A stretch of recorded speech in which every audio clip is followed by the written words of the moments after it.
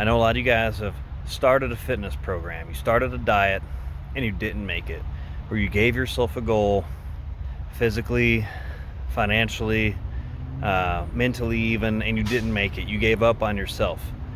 So most of that comes from, if you break it down, and in my history is all I can really break down, right? I was always a pleasure-seeking person. And there's nothing wrong with having pleasure. But when you live life to seek pleasure, that's where the majority of the problems come from. All right? Because in this society, in this world, us humans have created for ourselves, it's instant pleasure all the time. It's always available. You don't want to chase that, guys. What you want to do is you want to figure out your purpose, and you want to chase your purpose. So put your purpose over pleasure all the time, and you're going to be amazed at how much your life will change. It's purpose over pleasure.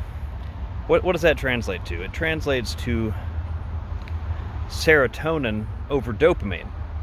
And if you want to go from a mental standpoint, you can say it's serotonin over dopamine, okay? Dopamine's what you create when you get that instant pleasure hit, all right? If you drink alcohol, dopamine.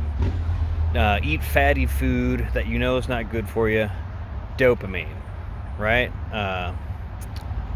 If someone's bothering you and you just really let them have it, you get a little dopamine hit off of that.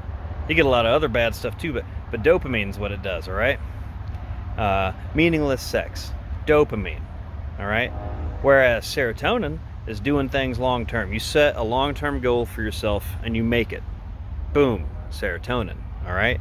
You followed your diet, serotonin, okay? You reach that goal.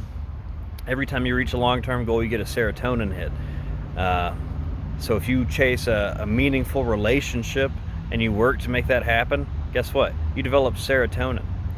And as you develop serotonin, you reduce your dopamine sensitivity. So when you do have something pleasurable, it's not like, oh yeah, it's the best, like this is what I was, okay, I've been on a cutting diet, for example. I've been on a cutting diet.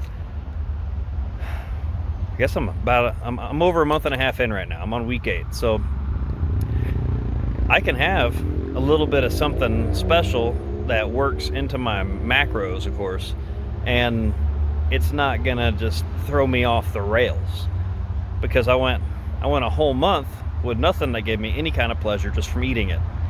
You know what I mean? I enjoyed my meals, but it wasn't like I haven't had pizza, I haven't had burgers, I haven't had all the tacos and queso and things that I traditionally would have enjoyed. But also the cravings for those things have become, they don't go away, but they become way more manageable because my brain is rearranging itself. And it's serotonin over dopamine. It's purpose over pleasure, guys. So take a little bit more control of what you can control. Ditch that instant gratification. You want long-term gratification. All right? You show me someone who's depressed, who's anxious, all right, who's just in a shitty spot in life, and I'll show you someone who has developed habits that only grant them instant gratification. That's it. Have a good day, guys. I love you.